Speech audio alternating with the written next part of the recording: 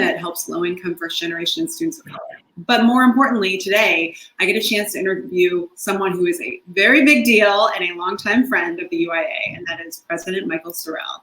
So, President Michael Sorrell, thank you so much for jumping on, man.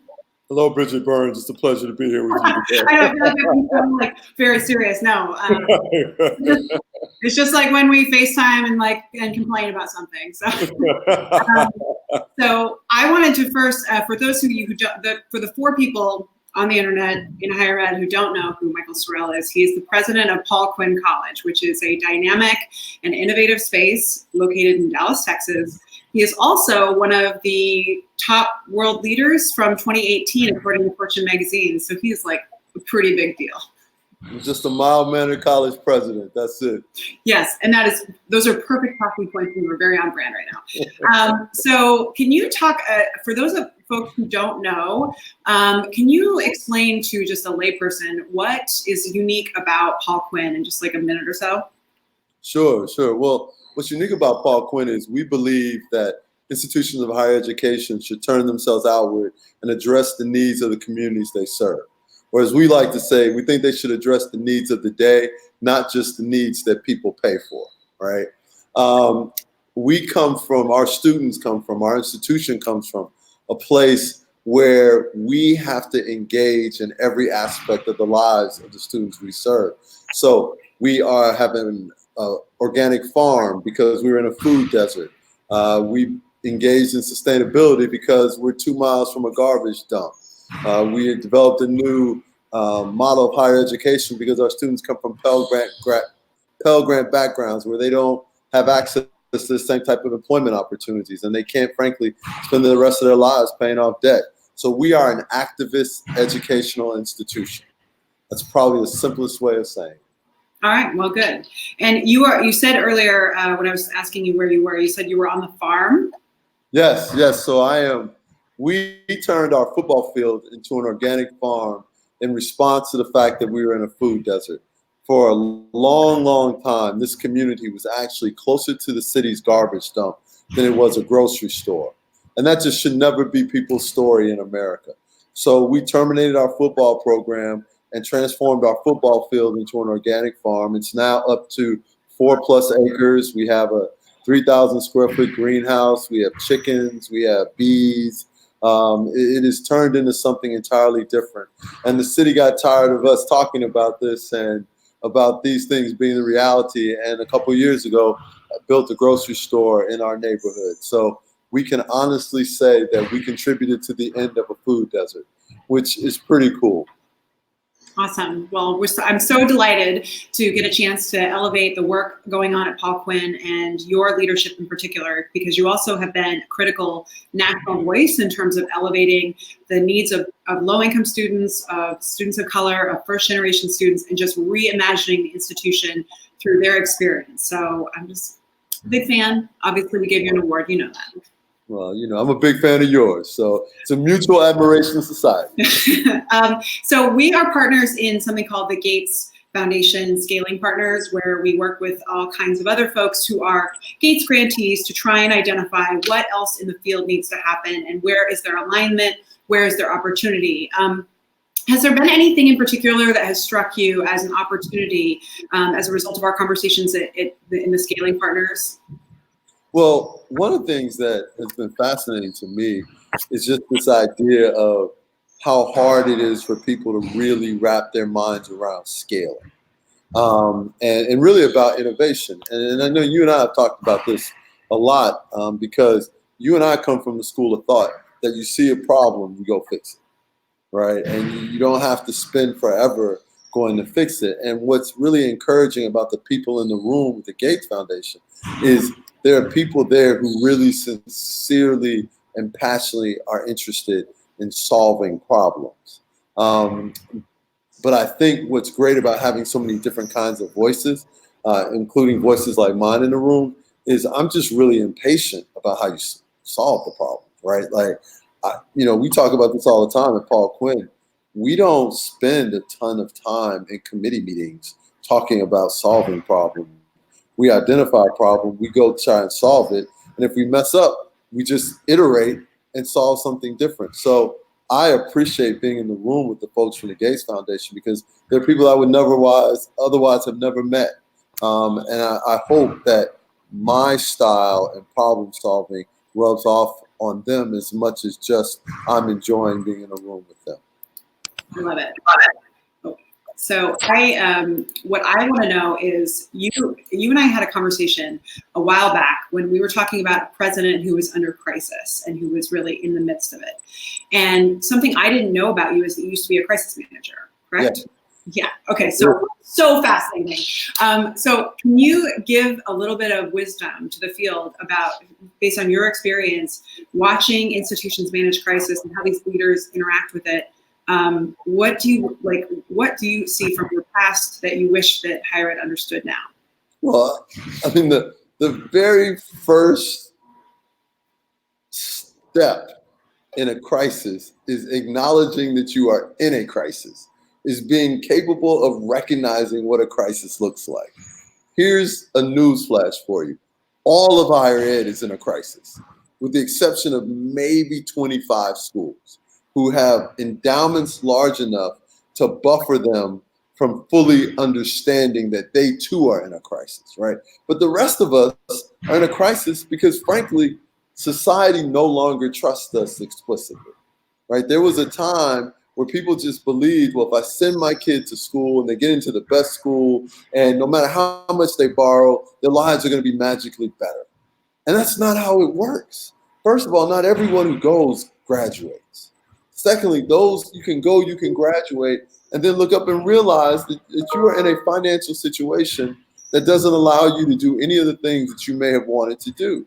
So the idea that it's just perfect no longer exists.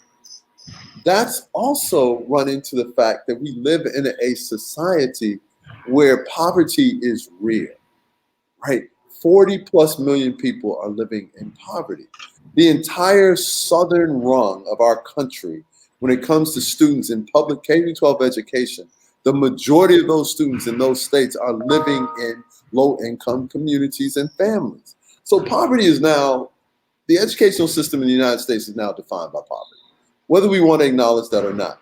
That creates another set of crises that, frankly, I don't think enough schools are really aware of. What does it mean to educate students who are traumatized by their everyday lives? How do you talk to them about that? How do you care for them, right? And then how do you deliver educational value that doesn't require people to pay for it for the rest of their lives? So the first step in addressing a crisis is the acknowledgement that you are in a crisis.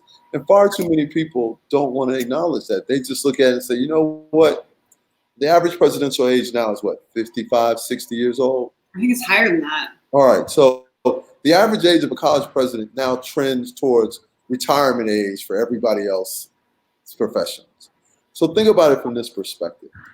Institutions charged with leading young people are being governed by older people who are looking at these jobs not as if something they have to do for the next 10, 15 years of their lives, but for a shorter period of time. So they don't necessarily have to deal with the decisions that they make long term, but also they don't think about this in a long-term way.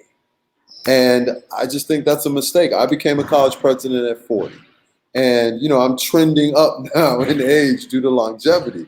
But I view my relationship with my students differently. I teach classes. I teach a class in the summer, and now I'm back to teaching during the semester.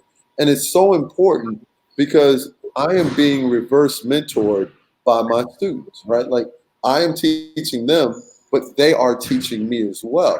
Because the more you become removed from the generations that you are tasked with leading, the more vulnerable you become to outdated thoughts.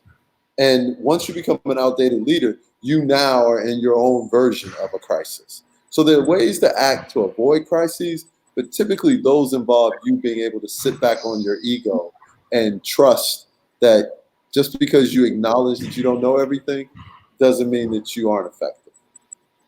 I just feel like we all went to church right now. We just got some wisdom dropped. In particular, the part that I remember is we were walking somewhere, and it was a president who we'd just seen a resignation because they were really under fire. And I remember you said something, and I was just like, oh man, write a book about that. And it was something like, if you are not used to fighting, you don't know when to continue, and you don't know when to stop. And this is beyond just the fact that higher ed's in a crisis and we actually need to do some things that are different. Like, not all the folks who have ended up in that position are fighters necessarily. Some of them have been administrators or managers who have managed or administrated their way to that position. So yeah, I just thought that was really like super wise. Yeah, no, it is. There's always a time when your time on the stage is up. But I think sometimes we mistake when that time arises. Sometimes it's just time to fight. I mean, I tell people this all the time. We lost 80% of our enrollment my first 2 years of being a college president. And, I mean, that's incredible. Mm-hmm. Now, in the 2 years preceding me, they also had lost 80% of their enrollment at that time, or something in that ballpark. So we had been on a downward decline, enrollment-wise, and we had lots of tough stuff going on. But we just kept going, right? We just kept going. Sometimes you just have to keep going. And I think in higher education, people are polite, they are brilliant, they are wonderful, they are kind. They're all these things. But sometimes you need a street fighter. Right? Sometimes you need to have a street fighter's instinct, which says, I'm going to roll up my sleeves and I'm going to slug this out. Mm-hmm. And I just think that far too many people don't slug things out. They just don't. So, it is, I mean, from where I sit, I grew up in a home where my parents were incredibly successful, but they never lost a fighter's mentality. And they raised me to be able to function in any environment. And I tell people this all the time.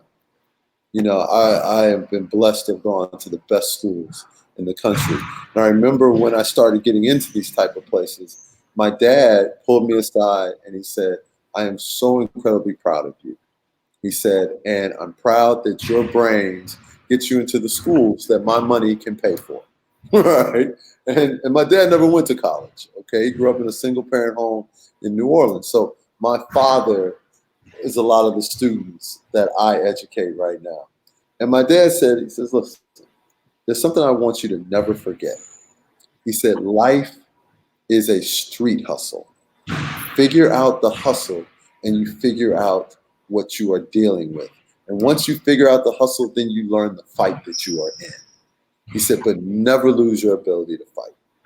And I just always remembered that. And so when things get tough, I mean, yeah, there are days where I look up and I'm like, I don't know why it has to be this tough. But those are the days where I shake my head, I roll up my sleeves, and I come out slugging. I feel like everyone's just wants to be like, all right, that's it. Walk it off, Sorrell. All right. Well, that was great. I was hoping that we could do this as our first one of these so that you could share a little bit of this wisdom. I benefit from your wisdom by being your friend, but and I know people get to see you keynote on stage, but often, they don't get this kind of level of insight into the wisdom that you bring to this position, particularly because of your background, particularly because watching, advising, supporting, advocating, and dealing with all kinds of intense situations long before you stepped into higher ed. So I love it. I think this is good. Listen, I mean, but you understand all this because you do it too, right? I mean, you dress it up, you play polite, you do all the things you're supposed to do. But I know you well enough to know that at your soul, at your core, you're a street fighter too. Which is why you succeed and which is why you innovate. I mean, people know that I actually wrestled for a small period of time. Right. For my real aversion to spandex. So my dad was a wrestling coach. Yeah. So Yeah, no, I get that. So the other part so I did want to, because you and I talk about this stuff all the time, and I just like, in particular, surviving these jobs, surviving living on the road. Like, I feel like you live my parallel life times two at least. So with the overwhelm of being constantly, a million things coming from a million directions, the inbox never slows down, and I hate the inbox. on flight. Like, I hate the inbox. Yeah, I mean, just blow up email. That's a good answer. So, how do you have a tip that you could share with our community that helps you be able to navigate in the midst of the overwhelm? Sure. I believe in self-care. I believe in slowing down and doing the things that allow me to maintain my sanity, but they also allow me to maintain my career. So we have a tendency in leadership positions to just want to go all the time, and think that the harder we work, the more impressive we become. And that is toxic. All right, because you can look up. I mean, look, I suffered a sudden cardiac death a year and a half into my job, right? I never had any issues. I was a college athlete. I took care of myself. But in a little over a year and a half, a little less than a year and a half, I fell into some really bad habits. I was working 18 hours a day, 7 days a week. I wasn't working out the same way that I worked out. I wasn't sleeping enough. And when you do those things, you put yourself at harm's way. And so what I do is I exercise 6 days a week, and you can't keep me from exercising, right? And it is so important. And then I get up early and I just sit. Right now, sometimes it's sitting reading Twitter, sometimes it's sitting watching my favorite sports shows, but it is my mental health time. And that's important. And then I also try very hard to be home in time for dinner, or not dinner, but home in time to put the kids to bed every night that I'm home, right? Like, and that is also important for me to maintain my mental health. And I tell people all the time, you can have me for breakfast, you can have me for lunch, but if we can't deal with what we need to deal with at breakfast and lunch, or in a meeting during the day, then I don't know why I have to take time out and have dinner. Right? I just, that dinner part allows me to make sure that I can get to bed at a reasonable hour, that I can do the things that are necessary for me to sustain myself. And I think we have to be just honest and upfront about that. I mean, listen, we're not superheroes. We're men and women charged with really important work, but we have bodies that will break down if we don't care for them. So I am an unapologetic advocate for self-care. This is the second time today that first up, yes, Yas, I believe. I 100% agree. And I remember during my ACE fellowship, when I got to interview Freeman Hrabowski, he quizzed all of us about, what do you think the most important thing is for leadership and the presidency for you to focus on? And went around there and everyone's like, authenticity, how you process information, and he was like, no, your health. You don't take your health, you're not going to be a leader, you're not going to be a college president, you don't get to change the world. And that always struck me as it is not a superficial thing. It is priority number one. It's the vehicle for everything. Yeah, your body will break down. And when your body breaks down, your mind breaks down, and you don't accomplish what you came to accomplish. History won't remember your name in the same way that it should have, because you didn't care for yourself. Yeah. And I think I don't wish that on anyone. Well, I love that last question. You're on an airplane as much as me, in as many time zones as I am. Any travel tip that you think has added value for you? Wait, I'm sorry. Say it again. My travel tip. Oh, a travel tip? Oh, I think a couple things are really important travel tips. Number one, drink as much water as you can stand. All right, just drink as much water as you can stand. And no matter how, I'm 6'4", so I like seats with leg room.